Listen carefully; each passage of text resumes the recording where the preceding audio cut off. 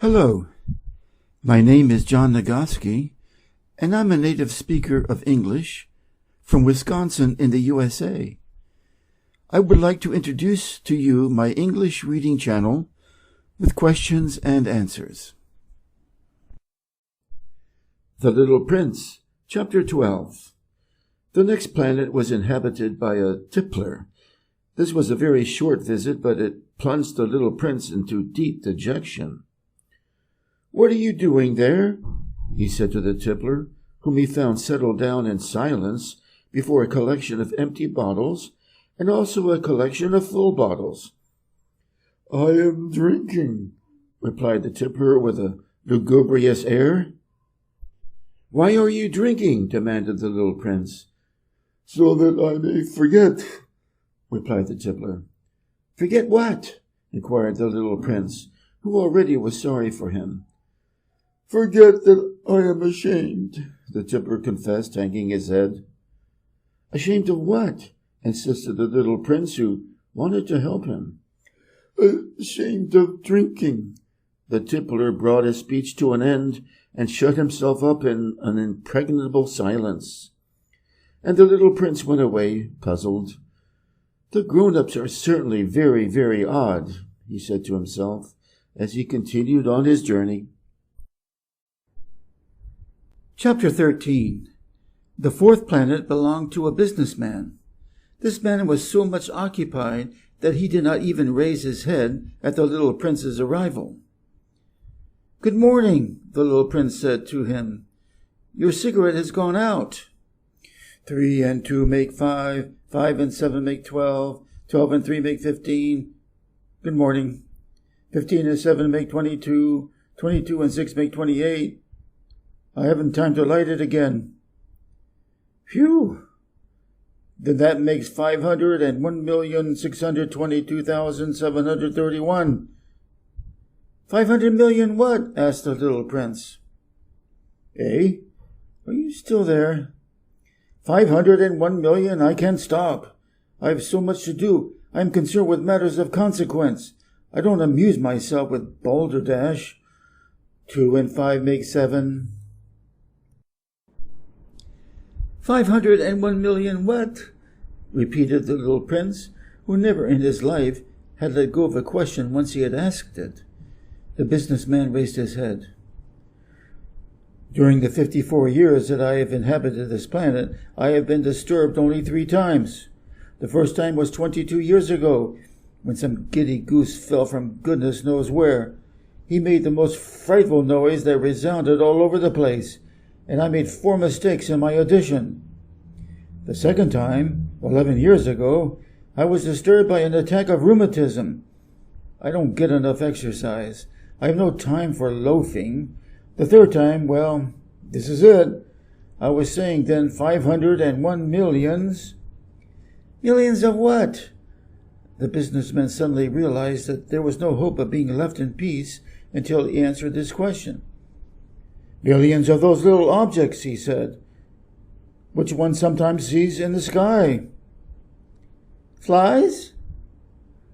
Oh, no, little glittering objects. Bees? Oh, no, little golden objects that set lazy men to idle dreaming. As for me, I am concerned with matters of consequence. There's no time for idle dreaming in my life. Ah, you mean the stars? Yes, that's it, the stars. And what do you do with 500 millions of stars?